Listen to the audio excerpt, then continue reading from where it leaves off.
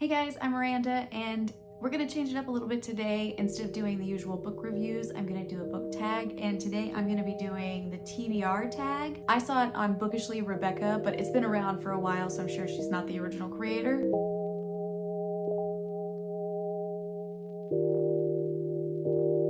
Let's just go ahead and get into it then. Number one, how do you keep track of your TBR book pile? So I promised myself, I have one shelf right here. I promised myself I won't let it go over that one shelf, and I keep it right in the middle of all the rest of my books that I've already read, just because this is visually always in my eye line. So I'll be more likely to pick up a book and get through my TBR pile, which right now I don't have a problem with. Okay, number two, is your TBR mostly print or ebook? Mostly print, but I don't do ebook, but I do audiobook. I'm lucky enough to have a job that I can listen to audiobooks like when the clients fall asleep. I'm a lash artist, so when they fall asleep, I always keep an earbud in my ear, and I can spend hours a day reading or listening to audiobooks. So I have a lot on my audiobook TBR as well.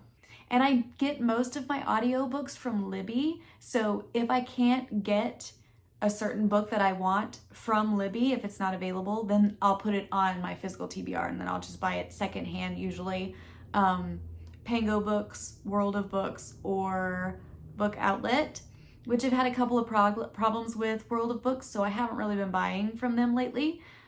Okay, a book that's been on your TBR list the longest. So I couldn't just choose one on this one. I have two, The Nightingale by Kristen Hanna and All the Light We Cannot See. I don't keep books on my TBR list for a long time, so they haven't been on my shelf for years or anything. The reason why they've been on my list the longest is because if you've read any Kristen Hanna, you know that you're gonna be crying. It's an emotional book, and both of these are like that. So I've actually started All the Light We Cannot See, and I just was not in the mental place for that. I have to be in the mood for that. So that's why these both have been on the TBR list a little bit longer, because I just haven't been in a good place to have something really emotional. Okay, number five, a book you recently added to your TBR list. I don't have this one in yet. I've been waiting for it to be shipped for a minute. Salt Kiss by Sierra Simone. There's this girl on Instagram, Sarah Peer, I think it is. She's hilarious. She reads romance and she's so funny. And her review of this book, I didn't even know the plot line, and I immediately put it in my basket and bought it. So I'm waiting for it to come in. Do you write like this? The way my body is aching. Look up her review. She's so funny. Okay, number six, a book on your TBR strictly because it's a beautiful cover. This isn't necessarily like a beautiful cover, but this is on my TBR strictly for the cover. It's The Haunting of Maddie Clare, and the reason this is on my TBR for the cover is because it feels very, haunting, and I'm saving it for around Halloween time. That's the vibes it gives me. So that's why it's staying on my TBR until that season. This is gonna be a seasonal read for me, I guess. Okay, and number seven is a weird one. I don't know if anybody who would actually answer this question. I don't understand. So it's a book on your TBR that you never plan on reading. I don't have any on my TBR that I don't plan on reading. I don't understand what situation would we have a book on our TBR that we don't plan on reading. I don't know. Okay, number eight, an unpublished book on your TBR that you're excited for. I don't think that it's going to be any surprise that I'm excited for Onyx Storm, and it comes out like the week after my birthday. So I plan on the week of my birthday rereading Fourth Wing and Iron Flame again to get myself fresh for it.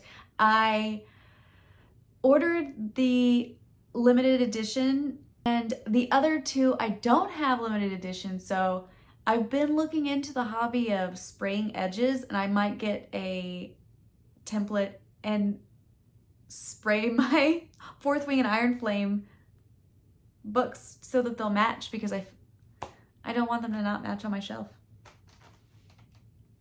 What was the question? Why was I talking about that? Oh, book I'm excited for. All right, number 9, a book on your TBR that basically everyone's read but you. Again, since books are expensive and I buy most of mine secondhand, so I'm getting to them later than most people, I do go and buy a few new releases that I'm excited about, but generally they're all secondhand. I feel like all of them everybody's read, but the one I see a lot throughout social media is Things We Never Got Over. I see posts about this everywhere. I feel like everybody and their cousin have read it, so I'm late to the game. So, Things We Never Got Over. I'm excited to read it. And I also think this was one that wasn't available on Libby, and that's why I got it on a physical copy. Number 10, a book on your TBR that everyone recommends to you. So for me, every summer after, the reason I said this one is because, to be honest, I'm just not really excited about it. So I picked it up because so many people recommend it. Like, if I didn't have people recommending this and I just read the back of the book, I would probably pass. So every summer after for me. Okay, and then the last one is, how many books are on your TBR shelf? 18. I have 18 books on my physical TBR shelf. Ooh, let me see how many are on Libby. I have 23 on Libby. I thought I was doing pretty good, but I go through the audiobooks very fast though, so that's not really that bad, I guess. So feel free, even if I didn't tag you, to make your own video and let me know. I'll check it out. And if you have any you want to tag me in, I love to do these. I love it. So I hope you guys have a good day, and I'll see you in the next video.